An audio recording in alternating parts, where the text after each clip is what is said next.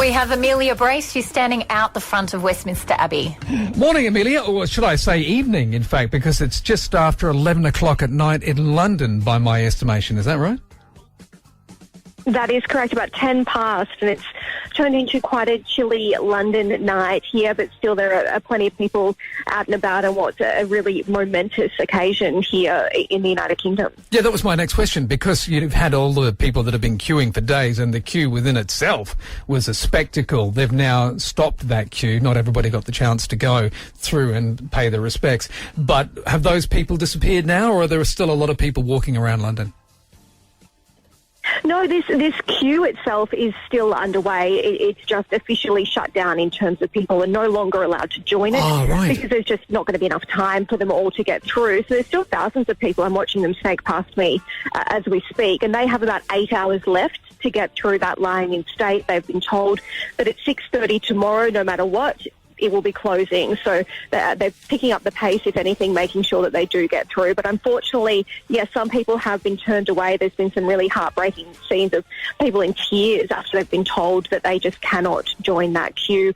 And it's just a matter of logistics. We always knew that the demand would outstrip the capacity of Westminster Hall. Yep. Just not enough time and space to get everyone that wanted to go through. Of course, I just saw somebody on the news, you mentioned that a moment ago, somebody on Sunrise who was devastated they couldn't get through. The queue within itself has been a story too, with something along the lines of 6 kilometres snaking through parts of London and about a 20-hour wait. And of course, the queue, the thing is, you don't get to sit down and wait. The queue was constantly moving, so you eventually, hopefully get through to pay your respects. Did you get the chance to speak to anybody in the queue?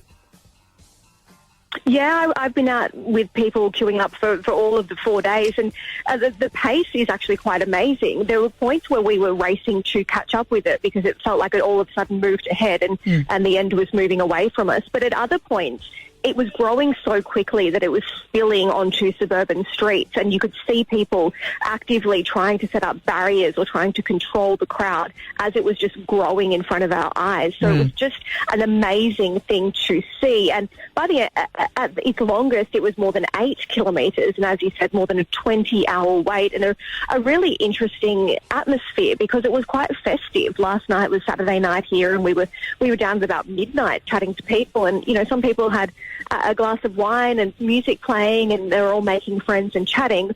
But obviously, it's still a queue for a funeral. So every now and then you can see that moment of realisation, especially when people get to this end at Westminster Hall. So they might have had quite a good time in the queue, but once they get here, it really changes, and we see people go very quiet, very solemn as they walk into the hall, and almost everyone comes out the other side in tears. Did you get the chance yourself to get into Westminster Hall?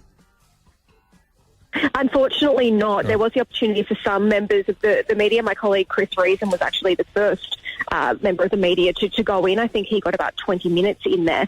And again, he just said it was almost spooky, eerie in terms of how quiet it was and how much people really do take that moment to reflect and have a moment and really soak it all up. So very different atmosphere inside. Of course, I think the gravity of the situation hits people when they actually get inside as well. As you mentioned, it's a vast building, but also that whole sombre mood. As soon as they walk in, they suddenly realise the actual gravity and the importance of the moment, and that really surprised a lot of people. There's a lot of security there as well, more than 10,000 police and about 1,500 regular soldiers. You'd have your private guards as well, people that have been brought in from the international guests.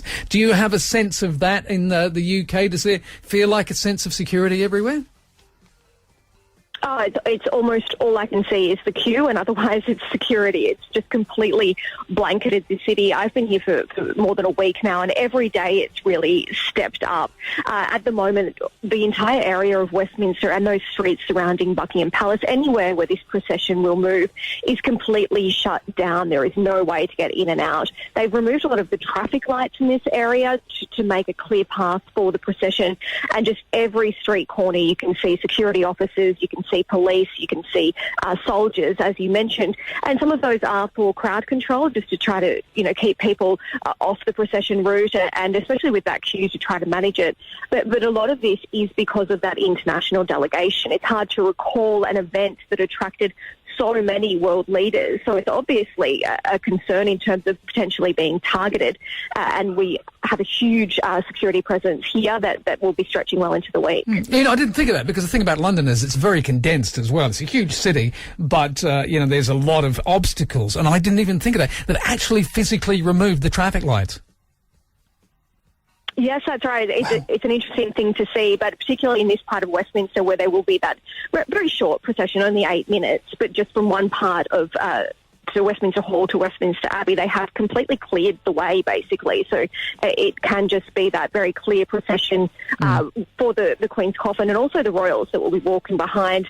We've also just learned in the last probably 10 or so minutes that Prince George and Princess Charlotte will join that procession walking behind their great-grandmother's coffin. So that will be obviously a very moving moment for everyone to see here later this morning, our time. And, of course, the broadcast starting with the royal coverage on Channel 7 at midday today. All the details at 7news.com.au. Amelia, thanks very much for your time. I appreciate it. Not a problem. Thanks for having me.